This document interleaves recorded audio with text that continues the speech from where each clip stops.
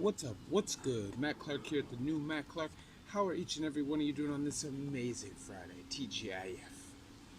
My girl's doing great. My family's doing great. I'm doing great. And I hope each and every one of you are doing great. Even though the world is kind of twisted upside down, I want to say thank you to my 2,500 subscribers. 2,500 subscribers. We made it. Thank you very much. The next goal is 5,000. We're going to make it by the end of the year. I guarantee it. If you could please hit that like button. If you could please hit that subscribe button and that bell notification button so you get all these videos when they're new. If you could share with somebody on social media, helps spread the message, helps spread the word, that would be amazing. And there's a PayPal option if you'd like to help donate and support the channel. So, today I'm going to speak on this old man. Now, I know if you guys have done time, anybody who's done real time, you've seen that old school convict. You know, it's kind of a weirdo, but he's there, and he's always there, right up until he's 60. And he's, you know, only in on theft charges, but because he's been doing it for so long, he's getting 4 years for the theft charges, and he's had multiple overdoses. And even though he stands for the right things, his principles and morals are there as a con. He's a bit of a weirdo, but you let him be because they've been around. Well, there was a guy on my range in Joyceville. His name was Grangel.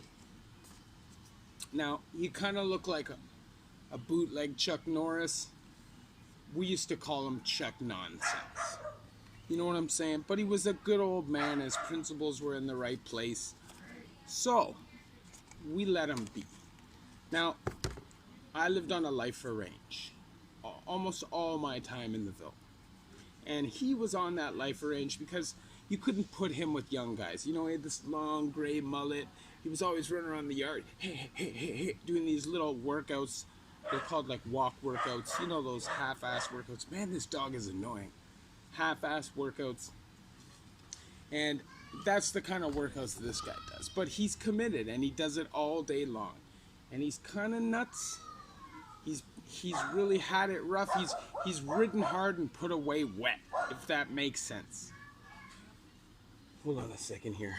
So, we lived on the same range together, and a couple of my buddies felt bad for him and asked him to come sit at our table, because nobody wanted him to sit there, so they were doing the right thing.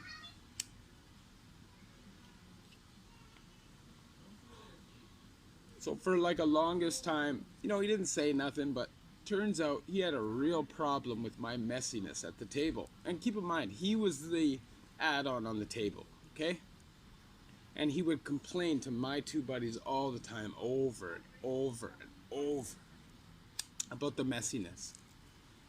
And one day they said to him, listen, man, stop complaining to us. If you have a problem, just tell the man. So I guess he felt a way about that, and I guess that boosted him up a way. I remember we were waiting for lunch, and it was omelets. I remember cheese omelets. And we're standing there, and I'm waiting and waiting, and the cart was being a little long. So I remember standing at the table and putting my plate down on his spot on the table, and him like sniping it from across the room, and walking over and slapping my plate off the table. Now, keep in mind that this is like a 50-something-year-old man who you like. You know, we like him. We don't relate to him. We just give him a bly. But he's a solid old man. Like, his heart is in the right place. He's not going to snitch. He doesn't want to be this hard gangster. He's not faking the funk. You know what I'm saying? He's just himself, but he's a bug. Anyways, he slaps my plate off the table. I instantaneously fill up with rage. And just out of nowhere, I swing on him. And I fire off on the man, and I hit him good. And the man who was carrying his diet tray at the time goes,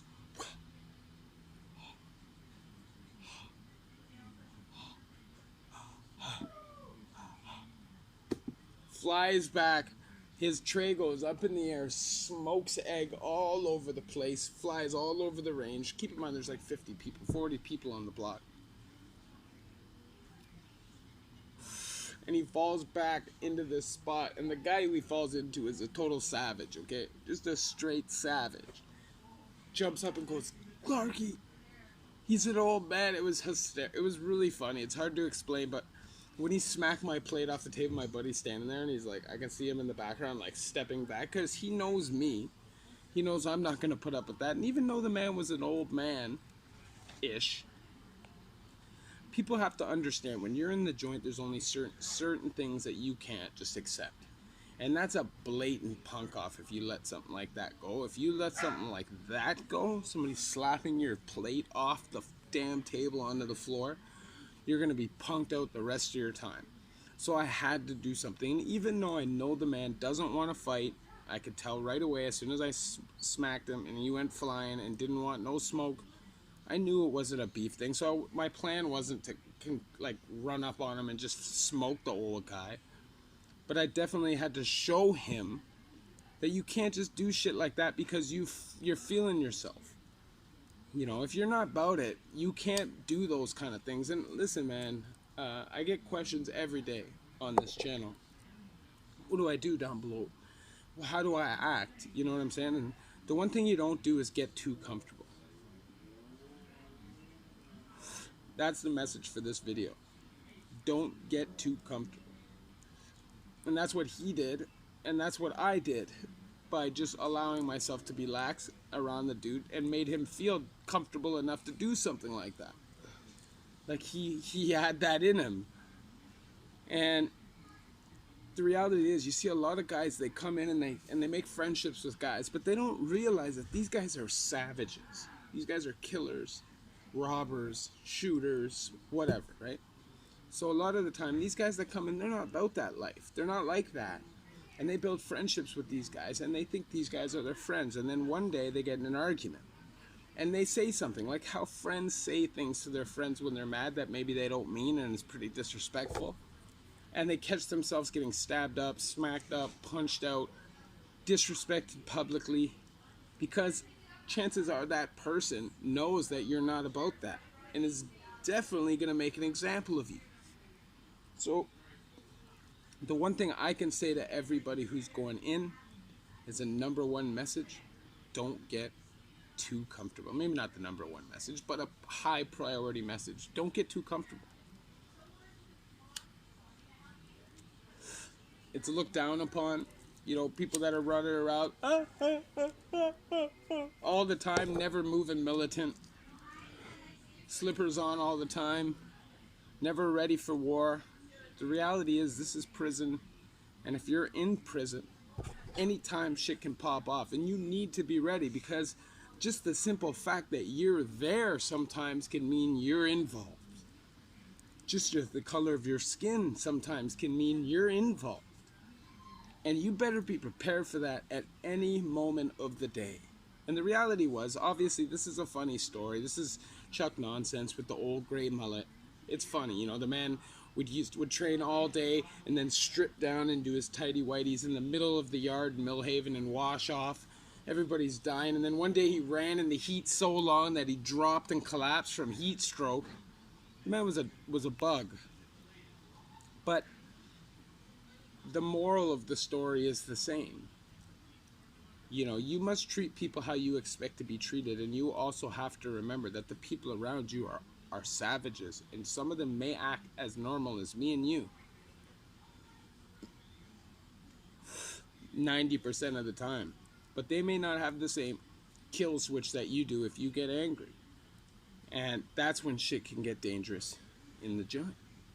You know, I've seen a lot of friends become enemies, and I've seen a lot of people that, you know, become cellmates together. A week later, they're kicking off and smashing each other's faces in the cell and hate each other's guts because one of them got too comfortable and did something that disrespected the other one.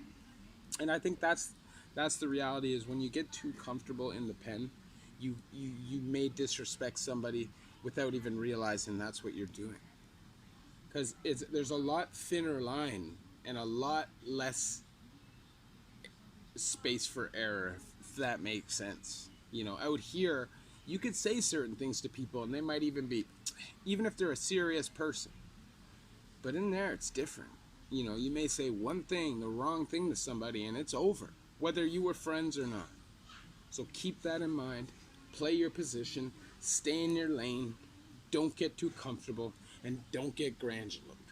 Obviously, I share my stories with you guys, so you guys don't have to experience these things yourself. At the end of the day, it's all about help, it's all about change, it's all about inspiring people, it's all about people doing better, people being motivated, and people just wanting to be better people. And that's what I'm about. That's where my energy is right now, and that's why I do this. I speak to you guys to try to inspire change. And even if you're not ready for that leap to become a so-called normal functioning member of society, because I still wouldn't consider myself that, but there's levels and there's stages to this, and don't beat yourself up because you're not there yet. It takes time. It took me years and years and years and years to get where I am now, and I'm still not there. I got your back. You want to hit me up on Instagram, the new Maclark, all small letters, all one word. I'll get back to you as soon as I can. Sometimes it gets a little crazy and I'm not able to do that, but I will as soon as I can. So love each and every one of you. The new Maclark.